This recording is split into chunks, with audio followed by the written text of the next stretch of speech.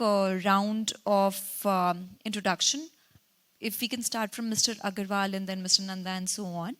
Just please let us know what is the current pipeline of pump storage projects that you have in your portfolio. And if you can also provide details about how much is under construction, how much is under S&I stage, just those numbers. If we can start with you, Mr. Agarwal. As was said by my predecessor, CMD NHPC, ex-CMD NHPC, Mr. Chaudhary Sahab, we have a very ambitious pipeline of around 17 GW of pump storage projects. However, having said that, the actual movement on the ground will be around 1.6 GW in the next 1 year. So one of the projects is in Madhya Pradesh, the other project is in Odisha, where we intend to start implementation by April 27. And the next set of pump storage projects would be in Maharashtra. That would be somewhere in the middle of 27. So that is the pipeline. And the most of the projects which we are working on are into the environment and forest regulatory purview. So we are finding out a way for them. So these 4 projects would be, together will be around 3.2 GW by 27. Thank you. Mr. Nanda, same question. Also let us know how much is under construction, concurrence and SNI. As of now, if you talk about PSP, we have around 1.68 gigawatt, which is already commissioned. There's another 3.5 gigawatt under active construction, where another 1.9 gigawatt is likely to be commissioned this year itself. And then we have another 4.8 gigawatt of PSPs, which we will be starting by this year end under construction, with a total pipeline of around 24 gigawatt with us. And how much are you planning to construct by 27 and 28? 27, this 1.9 will start commissioning. By mid of 27, this will get commissioned. Another 1.6 gigawatt will start commissioning by 27 and by mid of 28 that will be commissioned. And another projects will follow. Entire 24 gigawatt is scheduled to be commissioned by 2032. Okay. I'll come to you, Mr. Verma. So if it is the same question, yes. Just to give our audience a sense of the kind of pipeline we're talking about. We are currently pursuing a portfolio of around 27 gigawatt, out of which 25 gigawatt is PSP. It is in different stages, MOU under construction and all. 500 megawatt we would be commissioning by year end in Chitravati. And we will be commissioning around 10 gigawatt by 2032 or so. So that is the plan. And rest of the projects we will follow. So that's all. Mr. Panda, how much is Odisha planning to set up? Presently, at the moment in Odisha, we have taken up 3 numbers of PSP projects. One is Upper Indravati, that's bid is already open, that is 600 megawatt. The second will be at Upper Kolab, that is also 600 megawatt. The third one will be at Balimela, that is 500 megawatt PSPs. And besides that, besides all these 3, we have also identified around 5 numbers of potential PSP sites, out of which one Lakaisuni 920 megawatt we are now planning to take up on ourselves. And the balance 4 numbers, we are now thinking of going in a JV mode. So you can say at the moment, this Upper Indravati is in the very advanced stages of execution. And all this Indravati is slated to be commissioned by 2030-31. And the rest of the projects will follow. Right. Mr. Pritam Kumar. So at Tata Power, we have started construction of 1 gigawatt Bhipuri pump storage. Progress is good. And we have also received now stage 1 forest clearance for 1.8 gigawatt Sirvata. So there also now pre-construction works will start. Currently, just two projects we are pursuing, totaling 2.8 gigawatt. We have taken another two projects for study. I'll be able to tell about this later. Mr. Shrivastava. Good afternoon. At Torrent, we have got a portfolio of 7 pump storage projects totaling around 12 gigawatt, of which the first one, which will be the largest single, PSP in the place, 3,000 megawatts signed over one in Maharashtra. And that is, we've got the DPR clearance and it is going to start very soon. Then there is a phase 2 of that project that is 1,200 megawatt, a combined project that also DPR work is going on. And other projects are there. We've got 2 in UP, another one in Maharashtra, and 2 in Gujarat, which are there in presently survey and investigation stage. So that is the entire portfolio which Torrent is pursuing. Right. Good afternoon, everyone. As JSW Energy, we have around more than 1,700 megawatts installed capacity of conventional hydro, which makes us the largest operator of conventional hydro in private sector. Beyond that, in pump storage, we have 17 gigawatts of portfolio, out of which 3.5 gigawatt we have already PPAs tie-up, and which we are starting into active construction. One of them would be starting in the next 3 to 4 months, 1.5 gigawatts. So that's the complete portfolio for JSW Energy. Yeah. Right. And yes, it also includes one of the project, which is world's largest pump storage project, single location of more than 5,000 megawatts. Yeah, thank you. Right. Thank you. I'll start the next round of questions maybe from Mr. Nanda. Mr. Nanda, if you can tell us a little bit about the Pinnapuram project. What is the capacity, how much, what is the location, and while this project was being conceptualized and planned and executed, what were the kind of help that you got from the state agencies and CEA so that you were able to implement this project in such a short duration? See, this project is located in Kurnool district of Andhra Pradesh. Initially, it was conceptualized as 1,200 megawatt project with 9 hours of storage. Because at that point of time, we were talking about round-the-clock renewables. But when we actually went to the market, we found that the need is not for round-the-clock renewables, need is for the peaking power. So we have to reconfigure the project with 1680 megawatt for 6.5 hours. That's how we revalidated the project at that point of stage. This project, when we started, immediately we had hit the roadblock of COVID coming up at that time. But we were very fortunate, and all agencies in the government and central government were very supportive at that point of time. If you look what we see the picture of PSPs being executed these days, I think that picture has emerged from the Pinnapuram, where in the early excavation permission is kind of thing which has come into picture. Because of COVID at that point of time, it was not possible to register all the land. Revenue authorities were not ready to come to the offices. So government came up with a modified idea, good idea, that let's start construction of critical components and allow them early excavation permission. So that's how we got early excavation, and we started the powerhouse, which was more critical work in that case. Another support which came from the forest department was because we were to hand over CA land, and we were not getting the entire land registered in our name because of the revenue problems. And then they came out with the idea that the critical component, let us divert the part land for the project. So the critical land which was there in the powerhouse area was diverted to us. So that was another support which we got at that point of time. And so we could start the project well in the peak time of the COVID. And during the COVID itself, also shifting the machinery, maintain the protocols of the COVID were very difficult. But there were a lot of support on the state government on shifting of the equipment. In spite of a lot of restrictions, entire equipment shifting was allowed at that point of time. And the protocols were strictly maintained. We had a lot of problems during the COVID, but still we could manage that. So I think these were the initial hiccups which would have delayed the project by 2 years. I think we could speed up because of the government support. Right.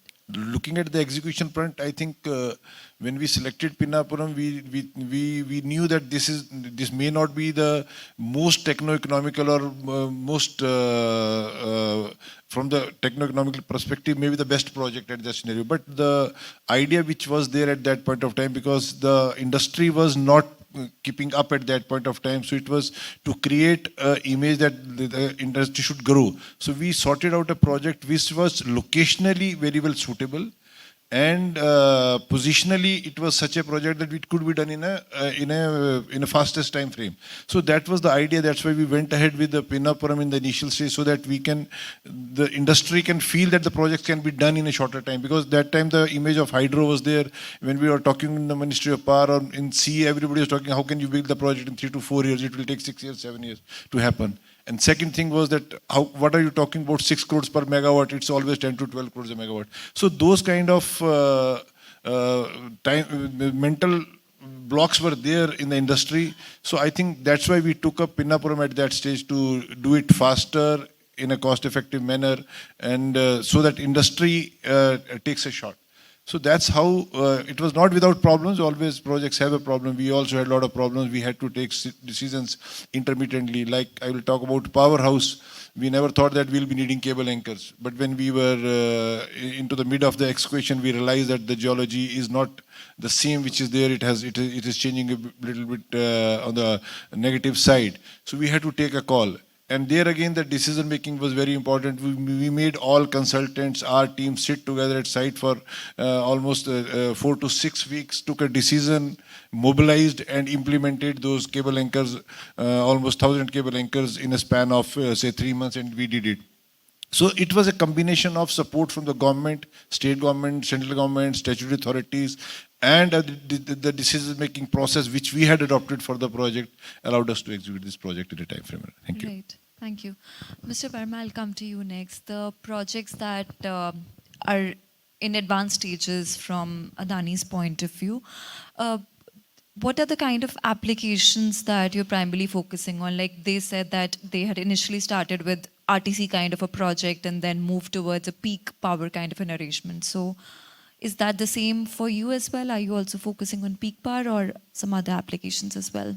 You know, market is very evolving right now. What we see is that we are talking about ancillary markets which can develop.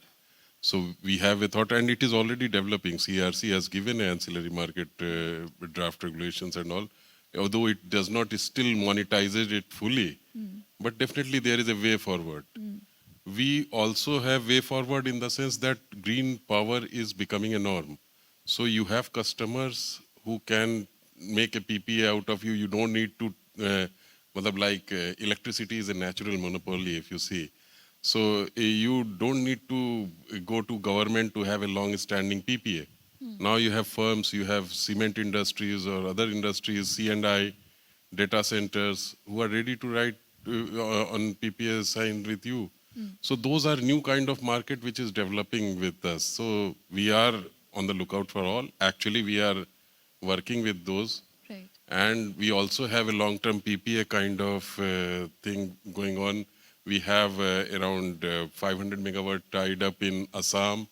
We have in UP 1250 megawatt tied up.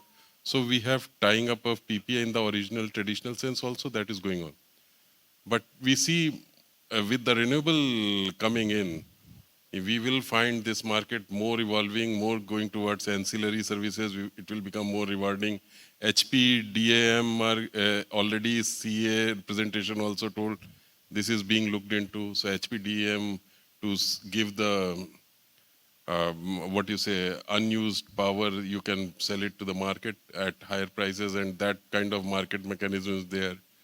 So those things will definitely happen. So we are into all of those in slightly Right. tie-ups and all. And the PPAs that you mentioned, the one in Assam, and so those are mostly with large CNI customers or also with state utilities? No, the PPAs are with the state utilities. Okay. So those are with discoms, and other things we also have others like we have captive power. Right. We can do it for captive for us also. Right. So that way. Okay. Coming to Mr. Panda now. Mr. Panda, the kind of challenges that you have faced with the Upper Indravati project. The project was announced way back, and it's now finally coming to an under construction kind of. So, what made the timeline that long from it being announced that way long, and now it's being constructed? If you can share some challenges that the state Genco faced in implementing this project. This upper Indravati was conceived some 10, 12 years back. But at that time, there was no concept of PSPs coming up in the state. And OHPC being the leading hydropower company in the state, that was only interested to OHPC at that point of time. And we had a very many times we faced a lot of difficulty in getting the DPR done by the WAPCOS, and that's why that preparation of DPR, the detailed project report, and before that the pre-feasibility report, all these were delayed a lot. And after that, since in the government sector, that was also a PSP guidelines process and procedures put in place in the latter part of the 2025. And then this project could see the light of the day. And we had initiated the bidding process into around August 2025 or so. And many vendors put a lot of queries on this bidding process. And we had to go for WAPCOS for clarifications of those queries from the vendors. That took a lot of time. And successfully now we have opened the bids, and it is in the final stages of now placement of the order. Right. Thank you. I'll come to Mr. Pritam. Mr. Pritam, Tata Power has been operating one of the oldest pump storage projects. And and we have been discussing since morning how CA has taken so many steps to address the challenges related with DPR approvals and concurrence. What is your view on that? How, if you can be honest with us, how easy it is now compared to, let's say, a few years back? I think initiatives taken by CEA is very well appreciative. Current leadership has taken a lot of steps to promote and expedite hydropower projects and PSPs. And these initiatives are one of the key reasons we see so many of us sitting on the dais now and the previous speakers. They have come out with the policies which has eased out the hurdles. So on DPR part, we are definitely seeing that things are moving well. And getting approved through CWC and CEA, one gets confidence that you are doing a right project. And also, Mr. Chaudhary said that financiers also look for those kind of approvals, and then financing is easier.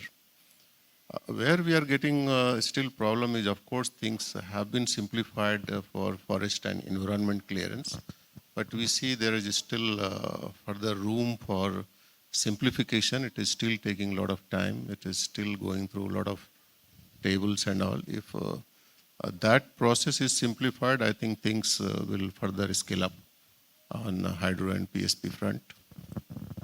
These are on CEA basically asked. So it's very welcome initiatives, and current leadership is talking of a lot more things. They have taken initiatives of waiving ISTS waiver. It was a very big step by CEA. Then these incentives are being talked about, and I am involved in the process, and I see so much of efforts being put to really make things practical, and the benefits should reach to the developers. So these are definitely very, very appreciative things, and it is helping the industries. And it is boosting confidence of the developers. Right. Thank you. Right. Mr. Shrivastava, if I had to ask the same question, what is your view on the current pace of approval of projects and the time it takes for clearances to come through? What is your take on that? I'll echo the sentiments Mr. Pritam has said. See, there is a lot of, push from the government for development of PSP of late. First of all, they have made identified all the pump storage schemes which the developers are aiming at. So they've got a list of that. The repository is there. You can go and see open the CA website. There is a special place for PSP on the front page itself, where you can have all the data that how many PSPs are under operation, how many are under construction. So it is being very closely monitored, and the periodic reviews when they ask the developer to come and they review the progress, then they find out if you have got any bottlenecks, so how to solve them.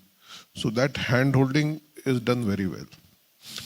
And with this kind of hand-holding, what happens that when you are going for some kind of appraisal or approval, so you can find solutions for the bottlenecks which you might be facing. Right. As far as our experience goes, Torrent, we have had a absolutely very fast track approval for the DPR. We didn't face any problems. Means every agency which was there, they supported us in completing our chapters, overcoming the technical glitches.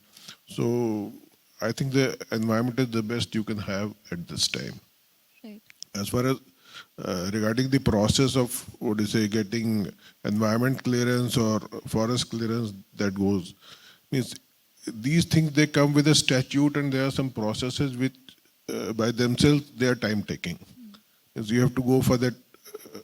Once you are caring for the environment, you have to do all these studies, pick up all that data, and those are time consuming but essential things. And for forest clearance also, the process and the people, they are into it, they are supporting very well. But there are some inherent bottlenecks which come in the way, like land records and all. When you go to purchase the CA land, you have to purchase large tracts of land, and you will find that the records are not proper. Means the actual owner is there, but somebody else the actual owner, but possession is in somebody else's hand. So all those things, that aggregation, then those notices, they have to go out. Those are the time-consuming things. Otherwise, once you've got all those things in place, there is no bureaucratic or delay in the process. And everybody has realized that PSP is the thing which has to come for grid support, for absorbing the daytime surplus of the solar power, which otherwise goes waste.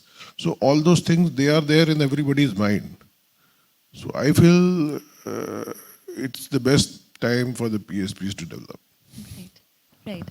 I'll come to you. I'll come to you, Mr. Vashishtha. There's so many people. I'll come to you, Mr. Vashishtha. If you can tell us about the 5,000 megawatt project that you were talking about, if you can disclose some details about that. And also, while planning the project and while reaching to that advanced stage, what kind of challenges you faced, especially as that's a single location project coming up?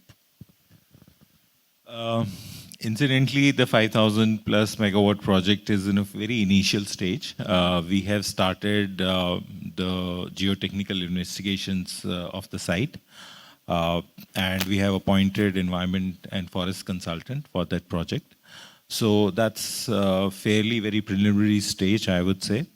But other projects, our take is, one, we are slightly conservative in terms of how we are looking at projects. Most of our projects are self-identified, number one. Projects which have been taken up for execution have all 100% PPA tied up.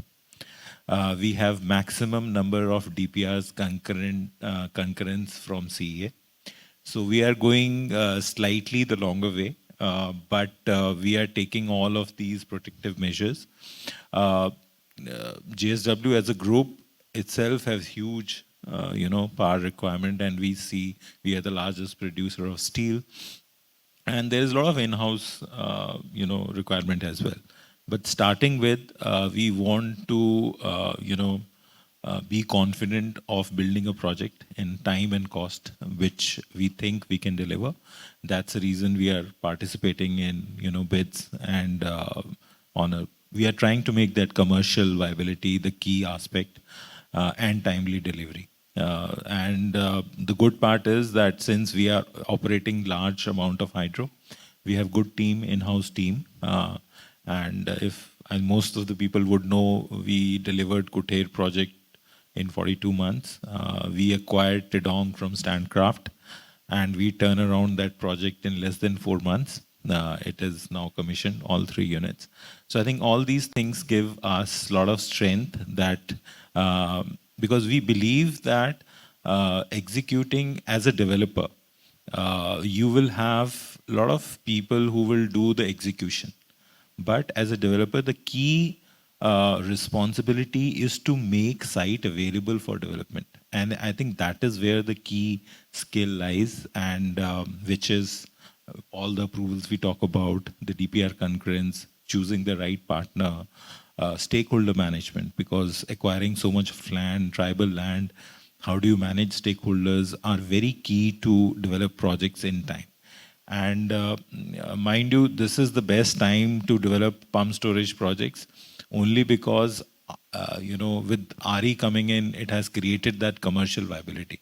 But the onus is on us to deliver these projects on time. If we do not deliver these projects on time, then this whole story will go away. Government is doing a lot of things to promote. I think there is enough sensitivity at the center level.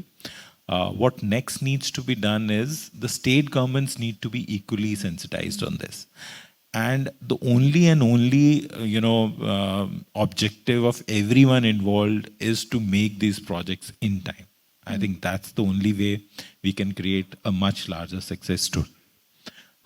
Incidentally, I've been part of airport like this T3, which was built in Delhi. It was built in flat 36 months, including runway and new building.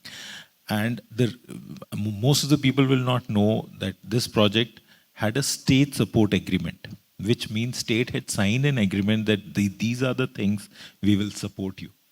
And if something such state support agreements is, let's say, signed by the states for PSP development, this can create wonders and create, timely implementation of projects.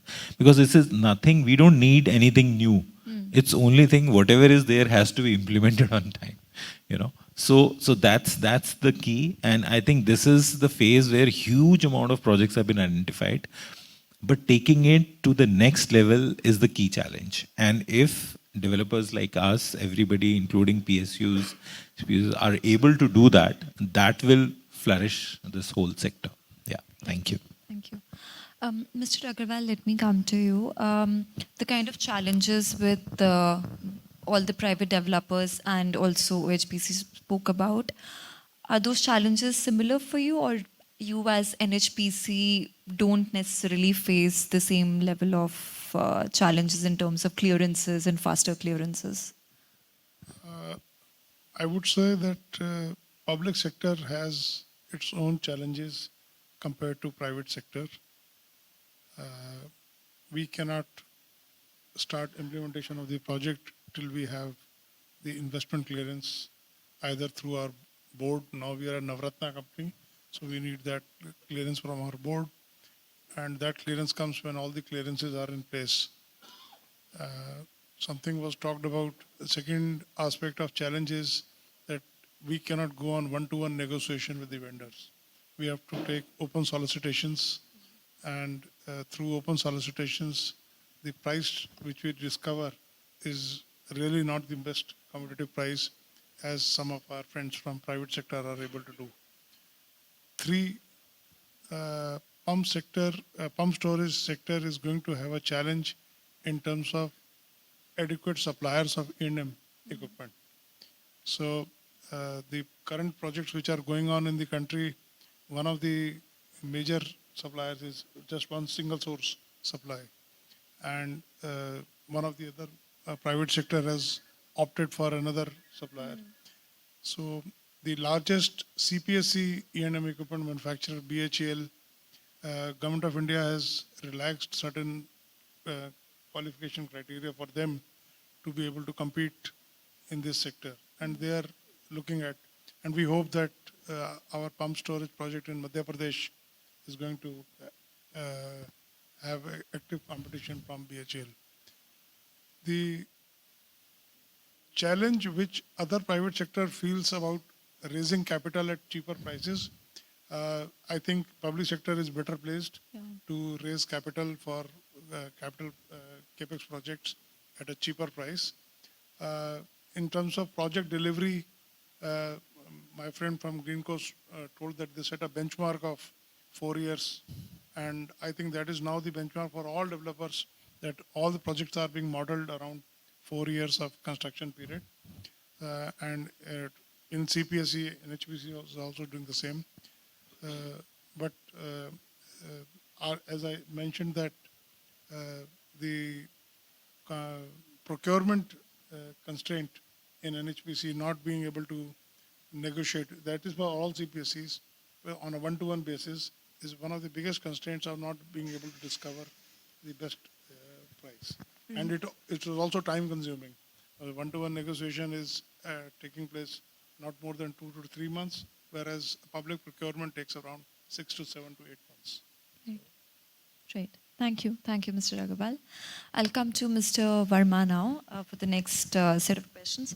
Mr. Verma, I'll come to some cost and tariff part. So if you can give us a ballpark range of what is the current cost for pump storage projects on a per megawatt basis, and what are the kind of tariffs that we are, or LCOEs that we are realizing in pump storage projects? So if you want a ballpark figure, so already Nanda Sahab has told that it would be around 5 crore to 7 crore, basically 6 crore, take it as an average. If it is a bad project, 6 crores in India, that will give you a per megawatt range of PSP. On the tariff case, do understand that there is a input power component. Right. So whether you are buying it, you are adding on it or not, that will also be needed. But other than that, let's say it would be less than 5, somewhere 4 to 5. That will give you a good figure. In fact, lower than that also is possible. Say 3 to 5, you can land up anywhere depending on the site and complexities. So here I would also like to insist upon that I was just hearing about the challenges and all. So challenges still remain. And one thing that we have seen is that state should actively intervene. Like state machineries who are awarding the projects, they should actively intervene and should have a mechanism like PM Gati Shakti or something. Those states are doing fine, like in Maharashtra, Assam, you will have proper monitoring like CEA does, regularly, periodical. So then you have a place where all the stakeholders sit. Normally what happens is that in forest clearance, you say it is a single window, it never is a single window. Your 2 reservoirs can be in 2 different DFO regions. And the 2 different division of forests are giving you clearances. So you have to get them to a table, get them across. That will give a better traction, and periodically, every month.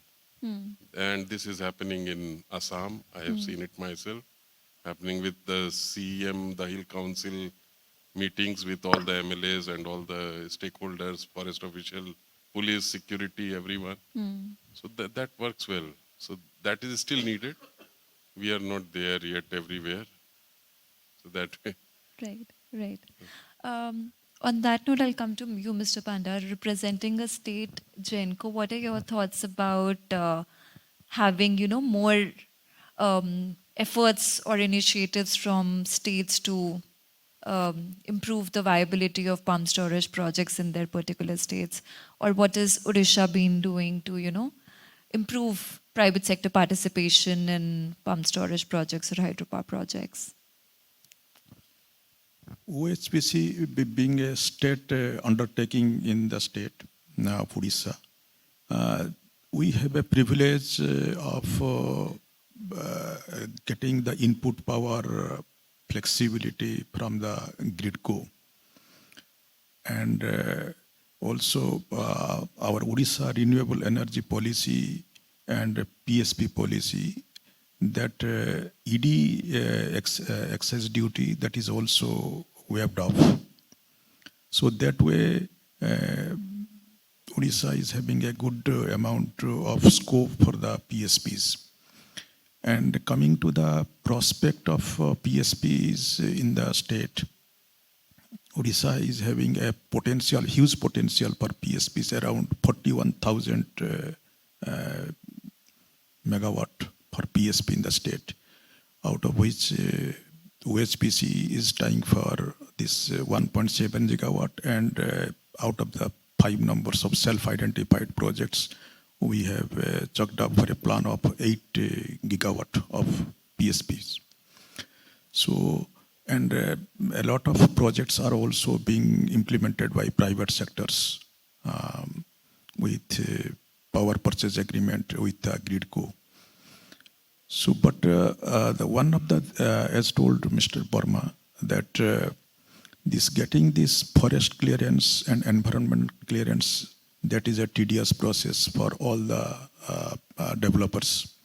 Even OHPC has also encountered such problems in getting all these clearances. Although we say that this is a single window, this is all Parivesh portal, but in the portal, I have seen practically that, say suppose for FC, one DFO or two DFO calculates all the price for this compensatory afforestation and wildlife management plan. But again, when it comes to the state nodal PCCF, he sees some deviations, and outrightly that he pushes back to the DFO. That's create a problem, because you are already have seen the defect in the calculation. You could have well managed and corrected the calculation and made it through. Instead of doing that, he returned it to the DFO, and by this process, it takes a lot of time. Similarly, for this EC, getting the EC from MOFCC, that also takes a lot of, they raise a lot of EDS raised for compliance, during compliance, and we take a lot of time for compliance all EDS. Ultimately, now that all these processes that creates a delay for getting all the clearances. Right, right. Mr. Pritam, I'll come to you next. We were just discussing the cost for pump storage projects and the kind of tariffs and pricing that is currently being witnessed. If we compare with battery energy storage systems, and I know people say that we should not compare and there's a place for both the technologies, but still, from a procurement point of view, do you think there is a fair competition between both the technologies, or do you think BESS has an edge or PSP has an edge? What is your view? A very interesting question. BESS has become a necessity. From day one, PSP has been a preferred choice for a host of regions, which those regions are still there on ground. The only thing is PSP is taking time compared to the BESS. And you need instant requirement to stabilize the grid, to balancing needs. PSP will take its time, 3 years, 4 years, 4.5 years. A BESS is something today you need, you can get it very fast. So that is how we see that proportion of BESS for last 2 years, if you see 2 years before, we were talking of very little proportion. And over the time, it is increasing, and government also has to extend supports for BESS to make things current requirement viable. And there is a limitation for PSP. PSP, you have to have those certain geography, hydrology, all those things, which is a limited resources. Of course, in last 2 years from 60 gigawatt to 90 gigawatt, now we are talking of 290 gigawatt. But there is a limitation, there is a ceiling. BESS is a manufactured thing. So that will come. And a lot of shops are there, technology is improving in BESS.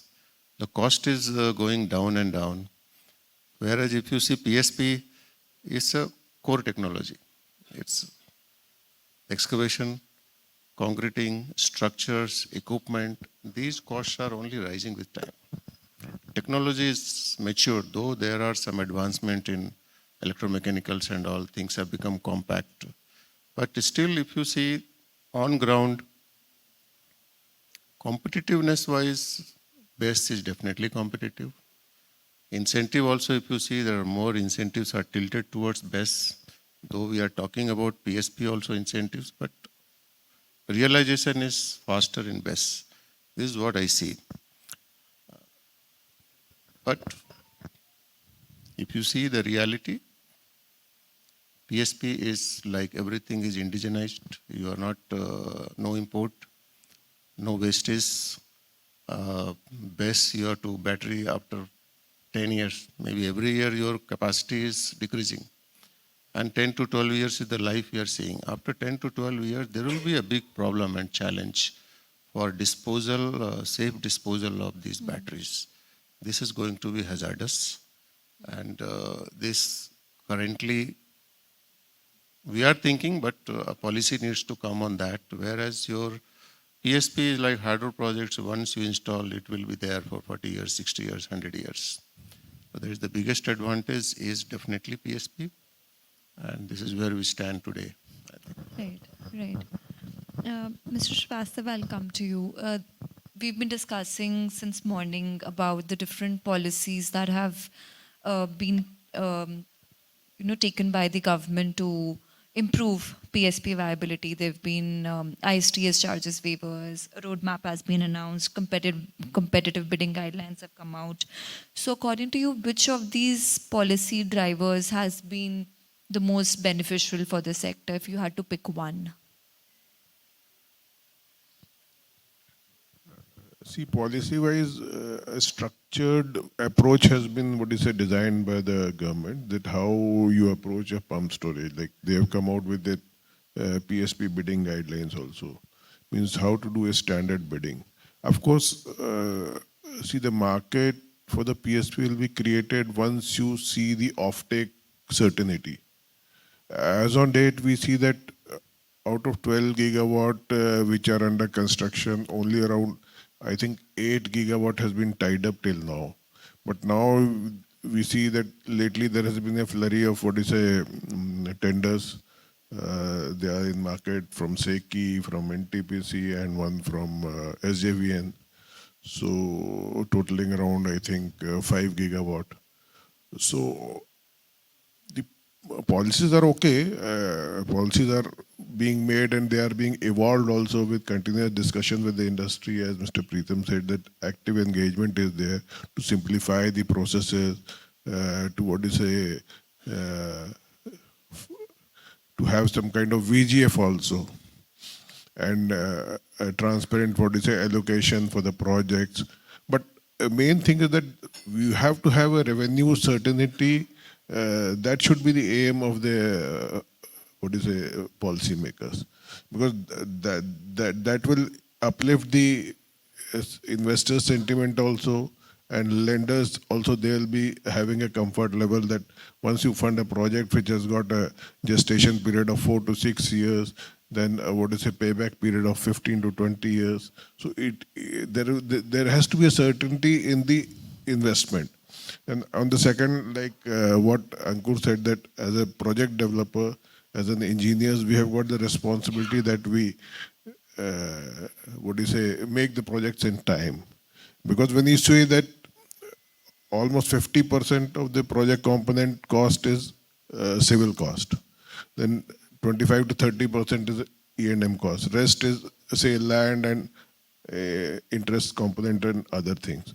So these boxes, they have to remain as such. And if you delay, then you say that there's an increase in IDC multifold, then your project becomes unviable. So I think policy drivers are already there, but what you say, we need more action on kind of offtake certainty. Because as on date, if you see that I want to operate it on a merchant level, then you will not find many takers to come and support you. Unless you're a very big, what you say, big ticket investor and you got support from your balance sheet, then maybe you will be able to fund. Because these all projects are very large projects, requiring investments of, means 5 to 10,000 or 15,000 crores. Right. So that is my take on that. Right. Mr. Vashishtha, coming to you, he spoke about obviously the offtake related gap that still exists in the policy space. What are the other maybe one or two gaps that you think still exist in the pump storage policy framework, and what can the government do to address those?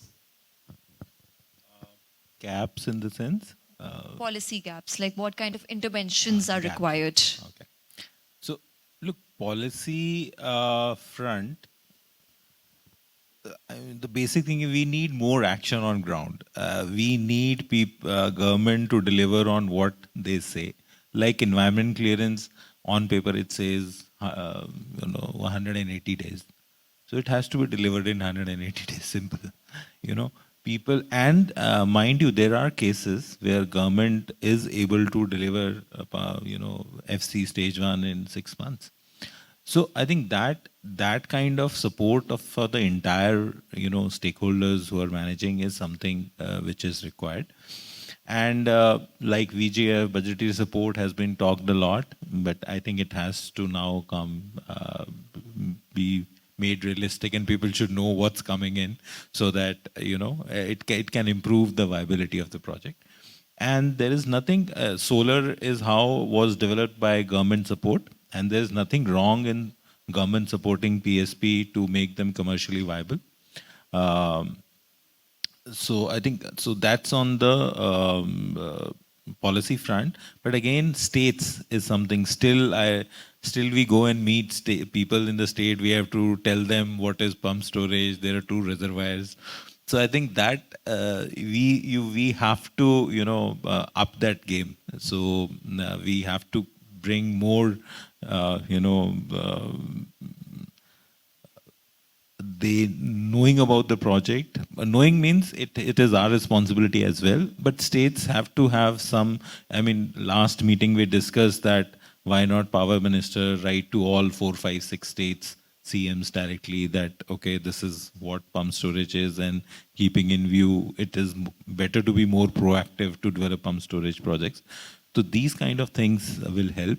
And of course, water and land are state subjects. Every state has a different issue. If I say UP has a different issue regarding land. And again, these are some issues which, if we talk about, we are so open economy, but still there are small things which, are taking the whole system back. So I think these things needs to be resolved. Once this is done, I think most of it would be taken care. Yeah. Right. Mr. Agarwal, would you like to add to? You see, ma'am, there are, let us understand the basic data of the country, right? We did a study on the grid telemetry. We found that in the last, between April 25 to May 26, the total curtailment in the entire nation of VRE energy was around 2,300 million units, right? Translated to money, it is around 1,000 crore. Now, the success of pump storage projects or battery storage projects lies in using this curtailed power, right? So, there is an upper magnitude what the country can absorb in terms of storage projects given the current curtailment. Now, what is the plan of the policy planners, roughly the storage requirement will grow from 10% in the year 2030 to around 20% by 2047 of the total VRE energy. Now, this total energy storage is to be distributed between BESS and pump storage. Now, given the obvious advantages of BESS in terms of early implementation and the disadvantage of pump storage in terms of land intensity and gestation period, pump storage tenders are far and few, and battery storage, although now there is a shift in the policy, battery storage tenders are not being given in the country. But initially, all the energy storage tenders were claiming to be technology agnostic. This means BESS and pump storage are placed in the same basket. However, the requirement of the tender was that the energy storage project should be available 2 years or 3 years down the line, which is an obvious shift towards BESS rather than pump storage. Now, you raised a question on tariffs, right? What is the price discovery of tariff in the country? It has varied from 73 lakhs per megawatt per year to around 1 crore rupee per megawatt per year across the various tenders. Now, this translates down to 3.75 to 4 rupees 20 paise generation. Now, this places a very, I must congratulate all the public sector developers who have bidded such competitively and are very sure that they'll be able to deliver. Because we have seen in hydro, there has been aggressive bidding in 2008, 9, 10 throughout the states. However, the delivery coefficient was absolutely zero. So we need to see whether this aggressive bidding by our friends, other developers, actually translates down to project on ground. Public sector is here to do the projects. And the problem with us is that the threshold commercial viability which has been placed by our other developers in the country, that has become the benchmark for us to meet. And we are finding it difficult. We are finding it, let us be honest, we are finding it very challenging to meet that benchmark. However, we are fully geared to meet that challenge, and I believe that in times to come, it will separate, as has happened in the hydro sector, the donkeys from the horses. That is one part. The other point I wish to make is that the market for energy storage projects has still not evolved in the country as in the Western markets. See, all the projects which are being bidded are for tolling method, right? Where the input power is going to be provided by the DISCOM, and there is some play available in the usage of the capacity, energy storage capacity, in case there is no scheduling. That remains to be seen how it will play out. I believe that around 10 to 15% of the revenue is going to come out of this play. But the arbitrage market, the ancillary market, the market of the grid operator, transmission pump storage project as a transmission assets has still not evolved, right? So these when these markets evolve, the regulations come out, as was rightly said by Chairman Union Territory of Jammu and Kashmir, that regulation is in place, and more of it is going to. We did a study on what can be the monetization of ancillary services which the pump storage is providing. So we believe that around 17 to 18% of the annual revenue can come from ancillary markets regulations if it is properly implemented. And we look forward to the policy planners in this country to let this market involve. Otherwise, what will happen? A lot of capex will get stuck in these projects, and it will be NPA. So we don't want that to happen, being a responsible developer, but that is a stark reality which we see coming ahead. Thank you. Thank you, Mr. Agarwal. I'll come to you now, Mr. Nanda. A different kind of question. I think it was in Mr. Chaudhary's presentation where he spoke a fair bit about community engagement and involvement of the communities right in the planning stage of projects. So, what is your thought, or what are you doing in your projects to ensure that at a later stage communities don't just start saying that don't build this project and the project ultimately gets cancelled? What are some of the best practices that you can share, maybe from your under construction projects? See, from our point of view, what we are doing, we are trying to address this issue right at the beginning of the identification of the project. The first and foremost priority which we are taking into consideration is that there should be no displacement in the project. That's the highest priority we are taking to address the issue of social issues basically in that. Because the more the displacement, the community issues grow significantly in that case. So that's what we are trying to do from the project identification or planning perspective point of view. Now coming to the second part, from the community point, the land issue comes into picture. That has a varied, and we have seen a varied change in our thinking also.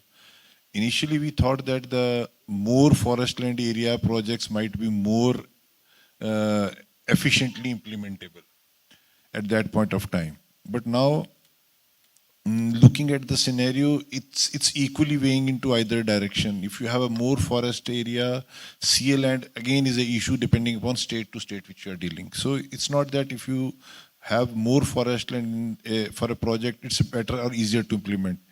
Going to a state, you might have a bigger problem in taking a forest land, that you might prefer a private land to be more in the project. So it depends in that scenario also, that which state you are operating, the policy has to be decided and your planning has to vary according to that as well. Third point is that active involvement of community is very, very important. What we do in our project is, right at the, even before we have public hearing or we just after the TOR, we start working in the local areas with doing health camps. We for drinking water capabilities, we start for schools, for bus stands improvement. So these kind of small social activities which are not very, very cost intensive, but are visible and are useful to the public. So which are the gray areas, because health is a gray area. So normally we are working in slightly interior areas in our project. So health is not very easily available. So health camp gives a very good feeler to the public. Drinking water is again an issue. People are using spring sources or drinking water is not available everywhere. So we start putting RO plants in those areas. School buildings, slight improvement in their furniture, small rooms, toilets, adding toilets for their girls, etc. These are the few activities which are not very cost intensive, but give a good feel to the community. That's what we start in the initial phase of our projects. So this is how we try to mobilize the community towards the project from the beginning when we start the projects. These are some areas which we are trying to do, and as we feel it's giving good results also to us. And how receptive or how supportive are the local governments or the panchayats, etc., for these pump storage projects? Or do you still face a lot of hesitation coming from the communities? This is changing now. The perspective is changing a lot now, because when we started initial projects, there was a lot of support from the locals for the project. I can cite an example of UP projects, PSPs. When we did our public hearing for the UP PSP, people were forthcoming even before the public hearing to us that you start project in our area. The entire panchayat, entire public was so much in the favor of the project, because that is the area which never thought that it will have a development. So the people were forthcoming, and it was first of the list series of the project which was coming up. And if you talk about a recent public hearing which has happened for another project in that area, there is a lot of opposition, lot of NGOs, the people are not in favor of the project. So the scenario in the same vicinity in 10 kilometers has changed within 2.5 years. So that is where I feel, as everybody is realizing, the government's role becomes very, very important. That how do we execute socially the project, how we make people aware about the projects and the benefits, and to create. Now, if you talk about UP has a huge needs for the PSPs and does not have the areas where they can develop the PSPs. And it doesn't mean that you do everything in one area and you avoid all other areas, but there has to be a mix and match kind of situation, that the suitable projects should be developed at the right areas without causing much damage to the environment and to the social areas. So I think it's a situation which is fast changing, it is very dynamic, but the role of the governments becomes very, very important to streamline these things and to have their say and what is needed for them for the development and how they are going to do it. So the plan is not there in totality. That's why the people get a chance to react as per their wishes for the projects. Right. I'll go to the audience now for a couple of questions if there are any. And I see a couple of raised hands. Yes, starting from you, sir, please. Please introduce yourself and please ask one question to one person only so that we can have more of those. Hello. Good afternoon. And I can see on the single platform, I think 90% PSP developers are sitting here. So yes, you have a very good power to implement, or your suggestions can be accepted. My name is Mangesh. I'm representing a company called Renewable. We are providing waterproofing solution for PSP. I'm having one very typical question, which maybe all of you, this is the question for all of you and rather for the whole fraternity. In PSP, water is the raw material for the power generation and all. So what are all the measures you are intend to take in future, of course not immediately, to reduce the evaporation losses of drinking water, or maybe water which will be used in future for the power plants? Because evaporation losses are in the tune of 20% to even 50%. In summer period, it will be more than 50%. And of course, you are all taking the drinking water from the either from the river, or so this will be very important part. Thank you to address this. I think this question has two-part solution. See, first part is that how do we cope up with the loss of generation because of evaporation, and how do we create space in our project to have that lesser loss in generation because of that part. So that's one part of the subject which technically needs to be addressed, and everybody is trying to address, creating more capacity in the lower reservoir, and in ordering the machines specifications in a similar way, so that you are operating in a slightly more head in case of lean season when you have losses and your water levels change. So you have a provision of shifting some water from the lower reservoir to upper reservoir. So the upper reservoir operates at the same level, but lower reservoir starts operating at a lower level. So that's one technical part where you create space for loss of generation because of evaporation losses. I think second part is, as far as we see, the solution more or less like in the floating solar umbrella or solar balls. I think those kind of solutions are mostly because we have to, one is solution, another is environmentally and sustainable solution also. So principally there are a lot of mixed bag solutions which appear to be there in all such cases, but most likely the floating solars or solar umbrellas, or I think these solutions for our projects, if I talk about Pinnapuram, we have already planned for a floating solar in both the reservoirs. And it is to the extent of 180 megawatt of floating solar to be placed on that. So I think steadily with the passing time, we'll be putting that in that. So I feel that is the way forward it looks like as of now. Thank you. Yes, thank you very much, sir, for this. And maybe in this regard, I think this is one of the very good steps to reduce the evaporation losses. I'm having one more suggestion in this regard to Rakesh sir, if he is here.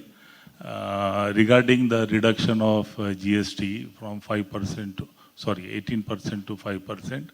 As you are all, means where the single penny is getting counted. So in this regard, maybe we can we can do some good calculation for the cement consumption and the steel consumption, as he was having this kind of reservations. So we may be able to take out the exact requirement, not exact, maybe plus minus, but maybe on conservative side, if we can do the calculation for cement and steel and various other consumptions. So we can decide from the day of okay, so much of quantity is required. So of course, the top line will get reduced by 13%, but yes, it will boost lots of other investors to come forward. Thank you. Thank you, sir. Yes, I see another raised hand. Second last row, please. Yes. I'm audible. Hi, Amar this side from Lucky Investment. Sir, BESS gives the backup of around 2.5 to 3 hours. What is typically the PSP will give the backup, power backup? 7 to 8 hours, sir. Hello? 6 to 8 hours, 7 to 8 hours. 7 to 8 hours. And second question is, Mr. Agarwal has mentioned that there are supply constraints. Typically, what are those supply constraints? Supply chain issues, sir, you mentioned. I was referring to the number of E&M bidders, equipment suppliers. So in the country today, the bulk of the development of E&M pump storage projects, E&M supplier is with one supplier only. So when we go for public solicitation, then perhaps there would be no competition. So that is why the government was aware of it, and the CPSC E&M equipment supplier, VHEL, there was some eligibility condition relaxation for them to be able to participate for pump storage. So public sectors face this problem that we cannot go for one-to-one negotiation. So that is a supply chain bottleneck. If the trajectory of pump storage would usher in the way it has been planned, then there will be serious supply gaps, because the supply chain of that particular vendor is full for the next 3-4 years. So either the vendors, other developers would have to wait for them to supply the equipment, or the other developers have to develop capacity to be able to supply, bring in the material. That was the idea. Right.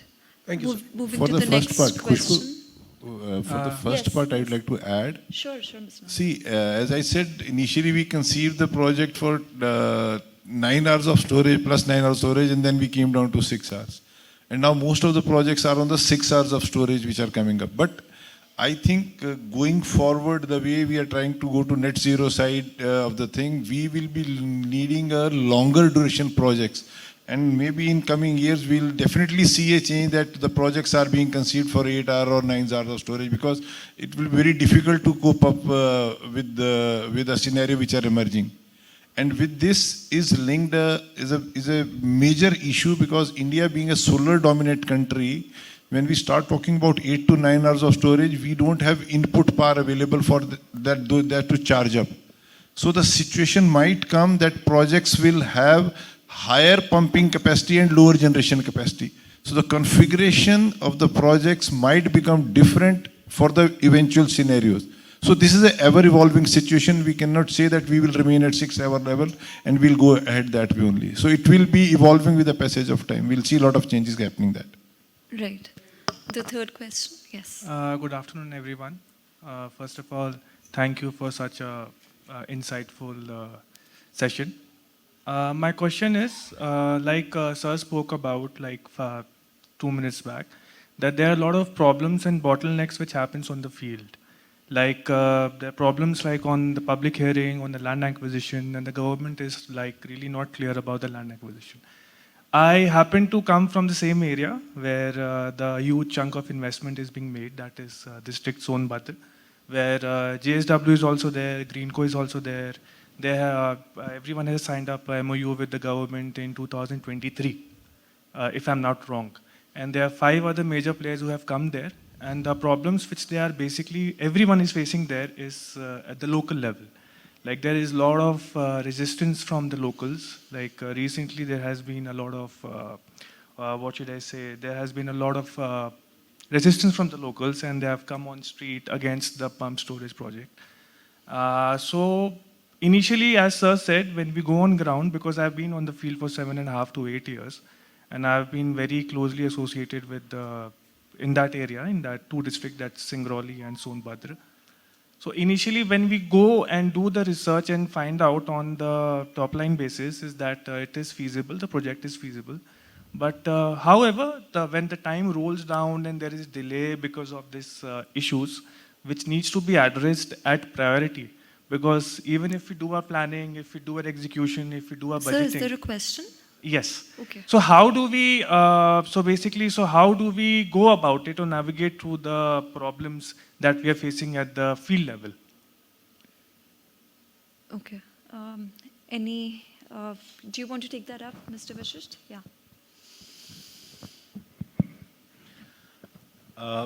Look, this problem relates to stakeholder management, and our experience in that area is there are people on ground who are more amicable, and then there are people who exploit this opportunity to create unreasonable demands. So I think we need to be very clear about whom we are dealing. In the sense, when it is only restricted to farmers, as far as you are going by the law, giving adequate compensation, addressing their rights, all the requirements, there isn't an issue. But as all infrastructure projects face, there is always people who think that there is something more into this. They can go into public litigation or all those issues. And that is where we think that this is something which is not the responsibility. Law and order is not the responsibility of the developer. Law and order is the responsibility of state government. And that is the reason we say that we have to work very closely with the district administration, that such kind of issues which are superficially made should be segregated and dealt with within the purview of law. So I think that's the only way to move forward. And another thing which we are doing in the same area within the company, what we have decided is we have created something called as customer touch point. We treat them as customers. So we have identified huge amount of touch points, and all of these touch points we see how to create a positive influence of each of the time we interact with these people. I think that's another way of putting a positive influence. And always within the company, whosoever speaks to them, everybody has to give, there shouldn't be any confusion of what we say. And what we say has to be delivered, and everybody should speak the same thing. I think that is also, we are internally training our staff that what's the best way to, how do you address people? And everybody in the company should be talking the same thing, and there shouldn't be a fluctuating views, because most of the villagers, they are not privy to what we are privy to, and if you are able to give them sincere, right direction and answers, I think things can be solved much easier. Yeah. Right. Yes, sir. Hello. My name is Pankaj, and I represent a company called Cosmos Pumps. Sir, I would just like to understand, since I come from this background, what is the pumping needs at such, projects? What exactly is the pumping requirements? What is the capacities you look forward to? What kind of pumps do you need? Would like to understand a bit about it, sir, if you can throw a light on this. Mr. Nanda, yeah. Actually, for these pump storage projects, when we talk about big projects, we use reversible turbines in this. And these have, they operate in pump mode in one direction and generation mode in other direction. So they are not strictly pumped, they are reversible Francis turbine pumps, we call them. if you look at specifically pumps, when we talk about smaller PSPs, then they're definitely in small schemes of say 5, 10 megawatt, 15, 20 megawatt. There is a need when you have turbines as separate and pump you might need separate because those kind of reversible turbines are not available.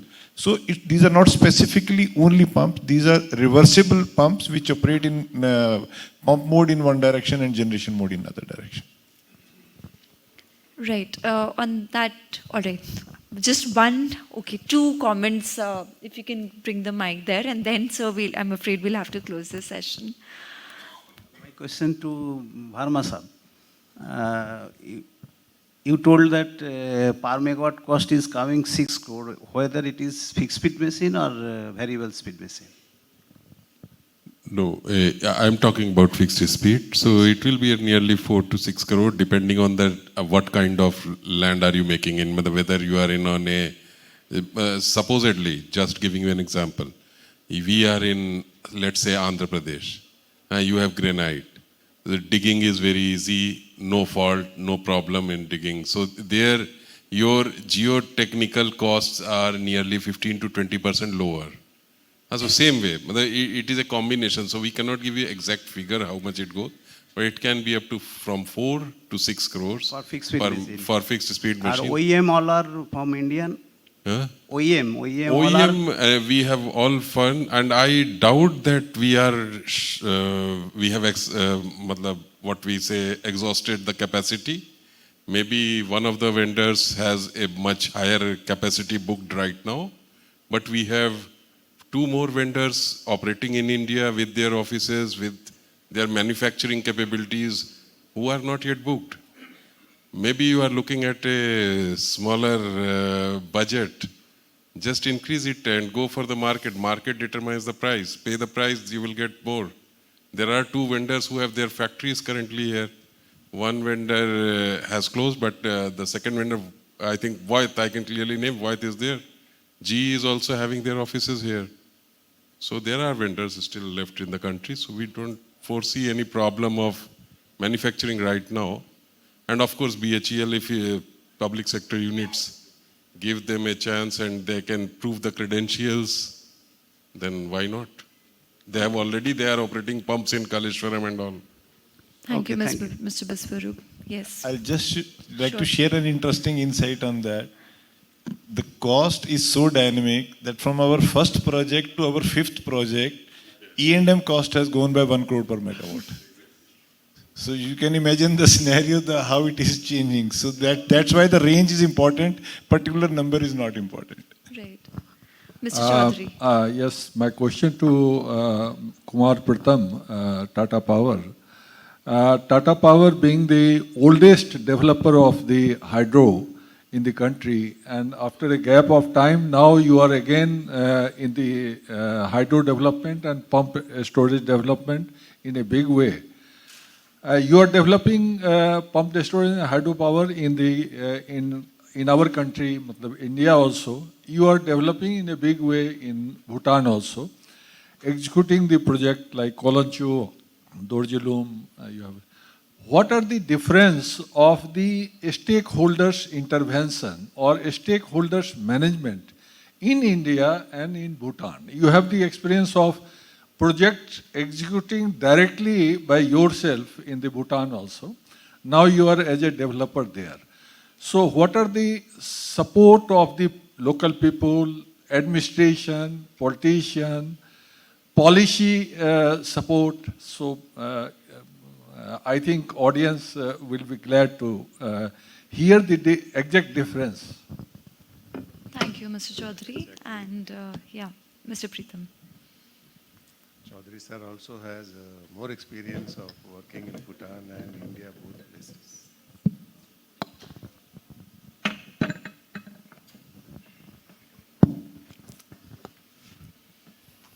Chaudhary sir, you also have almost equal experience of working in both the countries. You have done 2 fantastic major projects you have commissioned there.